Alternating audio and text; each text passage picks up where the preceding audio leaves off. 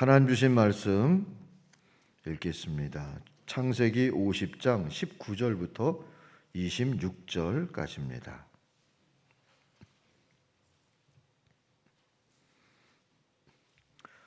요셉이 그들에게 이르되 두려워하지 마소서. 내가 하나님을 대신하리이까.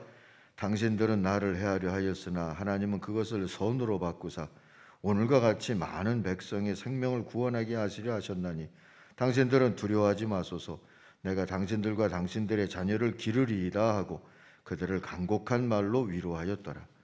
요셉이 그의 아버지의 가족과 함께 애굽에 거주하여 110세를 살며 에브라임의 자손 3대를 보았으며 므낫세의 아들 마길의 아들들도 요셉의 스라에서 양육되었더라.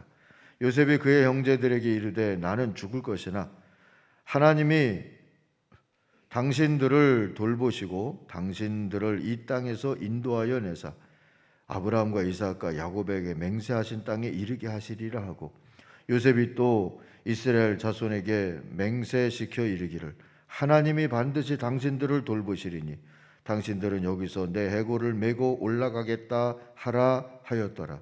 요셉이 110세의 죽음에 그들이 그의 몸에 향 재료를 놓고 애굽에서 입관하더라.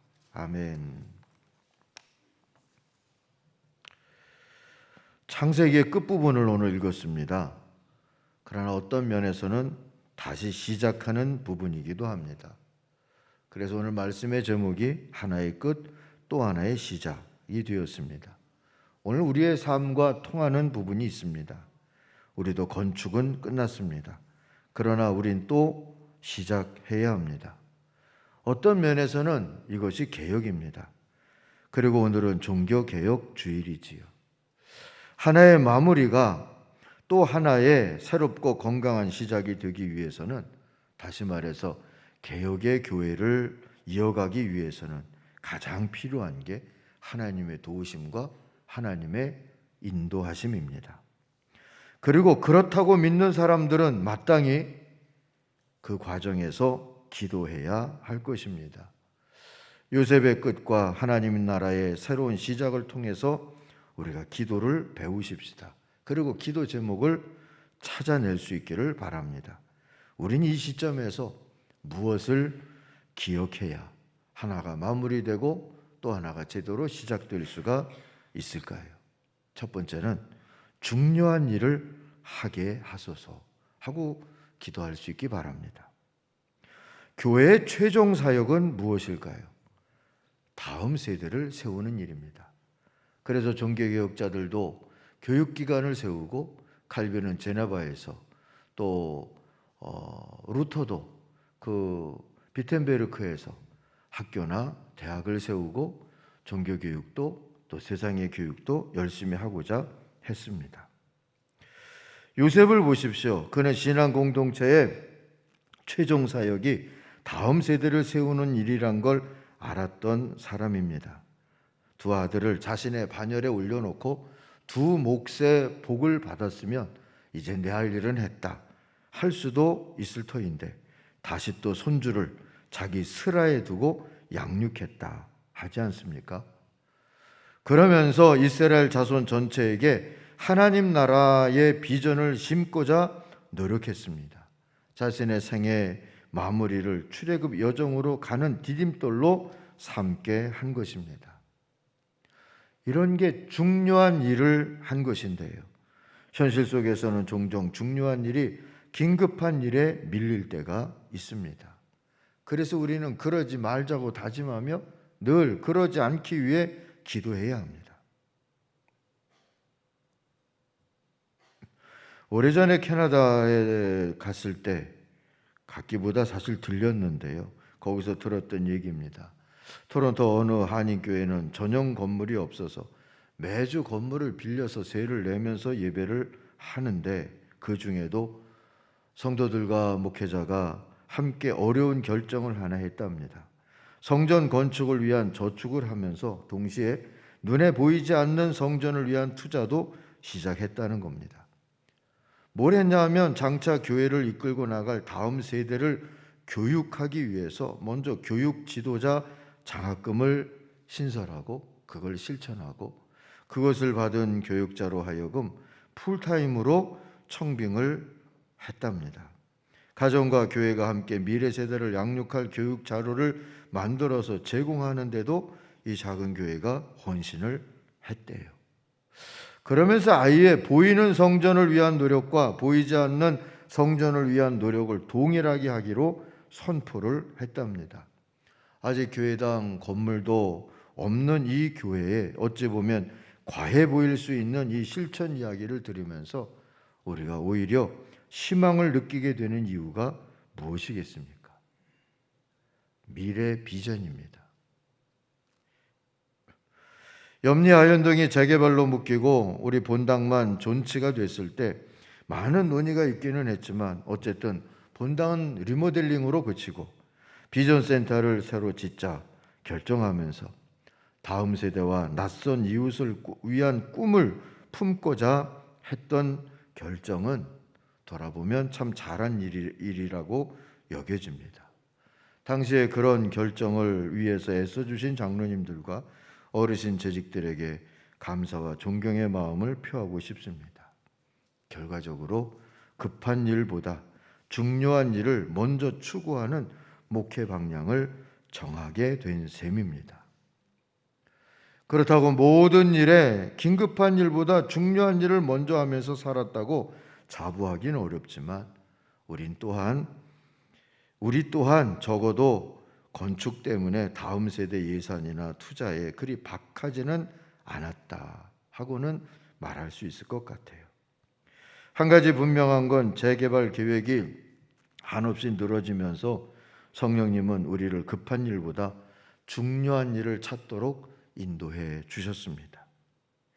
아마도 급하게 이 개발이 진행이 됐더라면 성경적인 목회 철학이나 합의된 어떤 가치보다 저마다 생각하는 경제적 편의성이나 효율성에 따라서 우리 공동체가 어떤 다툼에 휘말렸을 수도 있었다고 생각하니 그저 그 일도 감사할 뿐입니다. 요셉이 말하는 하나님은 그것을 선으로 바꾸사처럼 하나님은 재개발이 늘어지는 것도 선으로 바꾸셨다고 믿습니다. 우리가 디아코니아 선교 공동체를 지향하다가 10여 년 전쯤이라고 기억이 되는데요. 주님은 다음 세대의 우선이라고 하는 방향을 설정하도록 우리를 인도하셨습니다. 본당 리모델링보다 비전센터나 다목적관, 그때는 이 표현을 많이 썼는데요. 그 다목적관을 먼저 짓기로 했다 하는 이 당의 결정을 말했을 때 여러 성도들께서 칭찬해 주셨어요. 소망이 느껴진다 하고요. 그런데 코로나 와중에 주님은 두 가지를 다 할 수 있게 해주셨습니다. 이 또한 감사한 일입니다. 우리가 만약 본당을 헐고 이걸 다시 짓는 일을 우선순위로 삼았더라면 아마도 비전센터를 짓는 일은 요원해졌을 수도 있습니다. 그리고 다음 세대 우선이란 방향 설정을 한 후에는 한동안 우리 건축기도 앞에 새 교회라는 표현을 앞세워서 기도하게 하셨습니다. 그리고 그 응답은 세상의 소금 염산교회라는 이름이 됐고 세상의 소금이고 세상의 복이 되는 사람 솔튼이라고 하는 우리 염산교회 성도의 정체성을 정하게 됐습니다. 그리고 같은 이름의 비전센터를 건립하게 된 것이지요.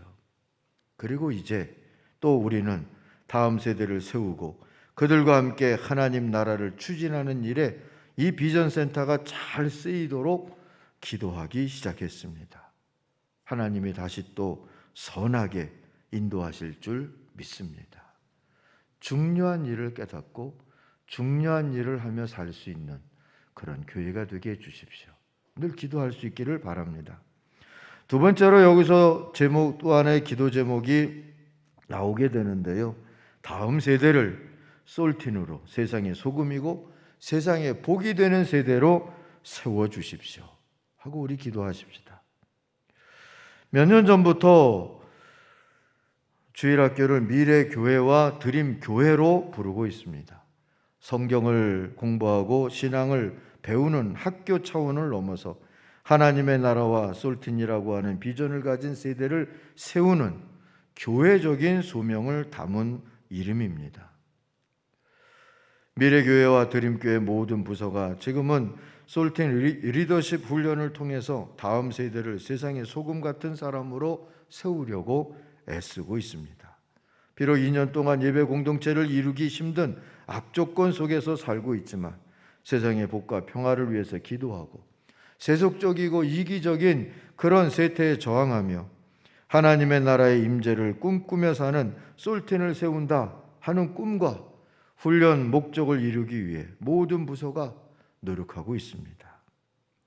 이번에 평화 그림 공모전을 평화나루 도서관을 통해서 했는데요. 많은 아이들이 참여해 주었어요. 코로나 이후에 마스크를 벗고 다 편안해지는 그런 세상을 바라는 소망들이 많이 그려졌는데 그중에 한반도의 평화를 소망하는 그림들도 있더라고요. 그 그림들은 대부분 우리 교회 아이들 것이었어요. 솔틴 리더십 훈련의 역량이지 싶어서 감사했습니다. 좀 더 다른 시각도 가지고 좀 더 깊이 멀리도 볼 수 있는 그런 아이들을 얻게 된 것 같아서 감사한 마음이었습니다. 평화나루 도서관은 이 솔틴 비전을 동기화하는 발전소 같은 기능을 하게 될 겁니다. 평화의 5차원의 책을 모으고 배치하는 중입니다. 그 책의 흐름을 나로부터 너와 함께 우리를 찾고 서로를 살리며 나아가는 길로 정했어요. 나로부터는 평화와 나의 차원이고 너와 함께는 평화와 공동체 차원이고 우리를 찾고는 평화와 역사 차원이고 서로를 살리면은 평화와 생태 차원이고 나아가는 길은 평화와 영성 차원으로 정하고 그런 분야의 책을 모았습니다. 전부터 도서관이 갖고 있는 책 일부하고 평화도서관을 세운다는 말에 북한 선교를 위해서 헌신했던 어느 교회 장로님이 모으셨던 책을 기증해 주시기도 하셨어요. 그분 기관에 있었던 책입니다. 또 평화연구소의 목사님이 기증해 주신 책도 있고 저희 집에서 날라온 책도 있고 그리고 작년도 우리 여전대 협의회와 몇몇 교우들이 후원해 주신 도서 구입비에다가 교회 예산을 보태서 새 책을 계속 구입하고 있는 중입니다. 지금 한 2천여 권의 장소를 모았습니다. 이제 평화연구소에서는 평화교육 자료와 과정을 개발할 거고 자료실, 소국장, 세미나실이 평화교육장으로 운영될 것입니다. 그 외에 센터의 여러 홀들과 강의실, 소그룹실, 특별한 방들을 이용해서 미래교회와 드림교회와 함께 꾸는 꿈과 학부모 세대인 솔틴 교구의 선교 사역들이 활발하게 이루어지기를 기대합니다. 그렇게 되도록 우리가 기도하면 그렇게 될 줄로 믿습니다. 우리 옆에 복지관이나 한서초등학교와도 좋은 협력 관계가 이루어져서 선교와 평화 비전의 접촉점이 확장되도록도 기도해 주시기 바랍니다. 한서초등학교 교장 교감 선생님 또 복지관의 관장과 직원들 오셔서 제가 투어를 다 해드렸는데 너무 잘 돼 있어서 좋다. 필요할 때 사용하고 싶다. 얼마든지 사용하시라고 그리했습니다. 기도하면 좋은 협력자들이 되리라 생각을 합니다. 특히 미래와 우리 드림교회 사역자들이 평화나루 도서관의 연구원으로 섬기게 돼서 이웃과 다음 세대와 함께 하나님 나라의 도래를 꿈꾸고 우리 자녀들을 솔틴 세대로 세우는데 필요한 이론과 실제를 함께 아우를 수 있게 된 것도 참 감사한 일입니다. 이왕이면 사역자들이 보냄받은 선교사라는 소명의식을 가지고 그 부르심을 감당하도록 늘 기도해 주시기 바랍니다. 저들과 함께 자라나는 우리 교회 다음 세대가 이제까지는 우리가 다음 세대를 위한 그런 새로운 교회 또 평화를 꿈꾸었다면 이제 저들은 다음 세대에 의한 하나님의 나라와 평화의 역사를 이루기 위하여서 나설 수 있고 일어설 수 있는 그런 모습이 되도록 또 기도하십시다. 진짜 개혁은 그 세대를 위해서가 아니라 그 세대에 의해서 이루어질 수 있는 겁니다. 아무쪼록 복음과 하나님의 나라의 비전이 교회 울타리를 넘어가며 교회와 이웃을 다 살리고 현재와 미래의 꿈을 소통시키고 균형 잡힌 개혁 곧 평화의 실제를 이루는 힘으로 작동되기를 소망합니다. 이 일을 위해서 늘 그리고 더 열심히 기도하시기를 바랍니다. 우리 다음 세대가 요셉처럼 되기를 바라면서 기도하십시다. 요셉이 야곱의 품 안에서만 컸으면 늘 색동옷 입은 아이였겠지만 고난과 어려움 속에서도 그를 위해서가 아니라 그에 의해서 하나님의 나라가 꿈꾸어지고 다음 세대에게 또다시 연결이 되어질 때 요셉처럼 사는 삶이 복된 삶인 것을 모두가 알게 된 것 아니겠습니까? 그래서 그가 겪은 수많은 고난에도 불구하고 많은 사람들이 내 자식은 요셉처럼 되게 해달라고 기도하고 있는 것 아니겠습니까? 하나님 나라 백성으로 제대로 설 수 있는 요셉의 세대가 되기를 위해서 우리 다음 세대를 위해 기도해야 합니다. 그리고 우리 자신도 솔틴 곧 평화의 일꾼으로 살 거라 하신 하나님의 약속을 바라보면서 너희는 세상의 소금이다. 우리가 늘 그거 붙들고 기도하고 바라보고 있지 않습니까? 그 약속을 바라보면서 우리의 신앙과 꿈을 날마다 갱신하도록 기도해야 합니다. 이 비전과 꿈을 위해 모든 부서도 그리고 개인도 솔틴 비전 센터를 나의 선교지로 여기고 보내는 선교사의 사명도 감당할 수 있도록 함께 기도하실 수 있기를 바랍니다. 세 번째는 믿음의 이정표를 유산으로 남기게 해달라고 기도해야 합니다. 긴급한 일보다 중요한 일을 하게 해달라고 기도하시고 우리 다음 세대가 솔틴 세대로 일어서도록 기도하시고 믿음의 이정표를 유산으로 남기도록 우리 공동체와 우리 자신을 위해서 기도할 수 있기를 바랍니다. 오늘 하나님 말씀에 나오는 요셉은 고난받는 종이요 그 시대의 메시아 같은 삶을 살았습니다. 그러나 요셉의 위대함은 인생의 대단원의 의미를 다음 세대를 위한 이정표가 되는 데서 찾았다는 것 아닐까 생각합니다. 아버지 야곱, 그 이스라엘이 죽은 후에 요셉이 스라의 손주들을 뒀다는 뜻을 상상해 보십시오. 이 늙은 요셉은 기회 있는 대로 스라의 자녀들에게, 손주들에게 이야기를 하지 않았겠습니까? 겪은 고난도 이야기했겠지만 하나님의 은혜를 이야기했어요. 하나님의 은혜, 그 고난 속에서 받았던 체험을 말했을 겁니다. 하나님의 약속과 성취에 대해서도 말했을 겁니다. 그것이 창세기에 기록된 다이나믹하고도 은혜로운 요셉의 스토리가 된 것이 아니겠습니까?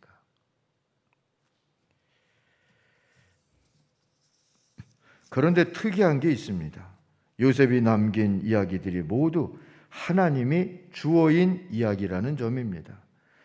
그는 자신의 이야기를 하나님의 구원 이야기로 했습니다. 하나님이 주신 은혜 이야기로 했습니다.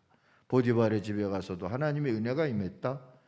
감옥 안에 갔을 때도 하나님의 은혜가 임했다. 그리고 총리가 되었을 때, 대제국의 총리가 되었을 때도 하나님의 은혜가 임했다는 이야기가 남게 된 것은 바로 요셉이 모든 이야기를 하나님을 주어로 이야기했기 때문입니다. 요셉 덕의 창세기는 고생 이야기로 끝나지 않고 하나님의 은혜 이야기로 마무리되게 됐습니다. 그리고 그 은혜 이야기는 곧 다음 세대의 비전과 꿈의 뿌리가 됐습니다. 24절에 요셉이 형제들에게 남긴 유언도 보니까 주어가 하나님이죠. 하나님이 당신들을 돌보실 겁니다. 하나님이 당신들을 약속한 땅으로 인도하실 것입니다 했어요. 이스라엘 자손들에게 남긴 유언 25절도 보니까 하나님이 반드시 당신들을 돌보실 겁니다 말하고 있어요. 늙을수록 내 얘기만 하고 나 때만 찾으면 그냥 과거의 사람으로 남게 됩니다. 소통하기가 어렵습니다. 이정표의 유산은 남기가 어렵습니다. 돌아보면 제 아버지도 나이 늙고 나 어렸을 때는 뭐 그런 식의 이야기를 많이 하셨어요. 아버지 들으신다면 죄송하지만 그런 아버지에 대한 기억은 짠함 정도입니다. 그러나 아버지가 남기신 은혜 이야기도 있습니다. 가족을 두고 떠날 수밖에 없었던 피난길, 우익발치산 운동을 하던 제자들과 함께 중공군에 밀려서 죽을 고비에서 구사일생으로 살아났던 이야기, 그런 이야기들을 하시면서는 아버지는 하나님의 은혜라고 이야기하셨어요. 하나님의 구원이라고 하셨어요. 그러면서 너도 그 은혜의 열매다 하고 얘기하셨어요. 그래서 저는 난 하나님의 은혜의 열매다 그렇게 여기고 살게 됐습니다. 아버지가 교회를 짓느라고 애쓰셨던 교회가 한 2개 있어요. 대신에 집에는 생긴 빚이 커졌죠. 그때 알았습니다. 교회 짓는 게 성도들에게, 특히 월급쟁이 중직자들에게 얼마나 부담스러운 일인지를 말이죠. 그래도 저는 어쨌든 믿습니다. 하나님께서 제가 사는 날 동안에 먹이고 입히실 것이다. 왜요? 주님의 집을 지은 분의 자식이니까. 하나님이 약속하셨잖아요. 하나님의 집을 지은 자들, 네 자녀들은, 네 후손은 내가 먹이고 입히고 키운다. 사랑하는 성도 여러분, 하나님이 주어인 은혜 이야기를 남기실 수 있기를 바랍니다. 요셉이 죽으면서 왜 당장 가나안 땅으로 자기 유고를 가져가라고 하지 않고 다음 세대에게 넘겼겠습니까?